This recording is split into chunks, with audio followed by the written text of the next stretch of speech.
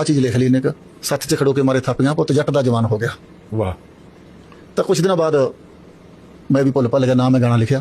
ਅੱਛਾ ਇੰਨੀ ਕਿ ਲੈਣੀ ਬਸ ਆਹੀ ਮੈਂ ਆਉਂਦਾ ਗਾਉਂਦਾ ਆਇਆ ਗੱਡੀ 'ਚ ਤੇ ਮੈਂ ਵੀ ਘਰ ਜਾ ਕੇ ਭੁੱਲ ਗਿਆ। ਮੈਂ ਵੀ ਨਹੀਂ ਗਾਣਾ ਪੂਰਾ ਕੀਤਾ ਤੇ ਕਿਸੇ ਨੇ ਯਾਦ ਵੀ ਨਹੀਂ ਕਰਾਇਆ। ਅੱਛਾ 3-4 ਦਿਨਾਂ ਬਾਅਦ ਮੈਨੂੰ ਫੋਨ ਆਉਂਦਾ ਸਾਡੇ ਸਿੰਗਰ ਸਾਹਿਬ ਦਾ, ਕਹਿੰਦੇ ਬਰਾੜ। ਮੈਂ ਹਾਂਜੀ ਬਾਈ। ਕਹਿੰਦਾ ਯਾਰ ਸਿੱਧੂ ਦਾ ਫੋਨ ਆ ਰਿਹਾ ਉਹ ਗਾਣਾ। ਮੈਂ ਕਿਹੜਾ ਗਾਣਾ ਬਾਈ? ਕਹਿੰਦਾ ਵੀ ਫਿਲਮ ਵਾਲਾ ਗਾਣਾ।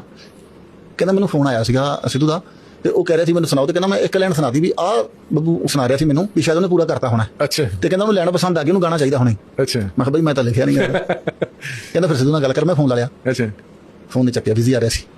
ਫਿਰ ਮੈਨੂੰ ਆ ਗਿਆ ਬਾਈ ਕਿਵੇਂ ਆ? ਮੈਂ ਕਿਹਾ ਵਧੀਆ। ਜਾਨੂ ਗਾਣਾ ਚਾਹੀਦਾ ਮੈਨੂੰ।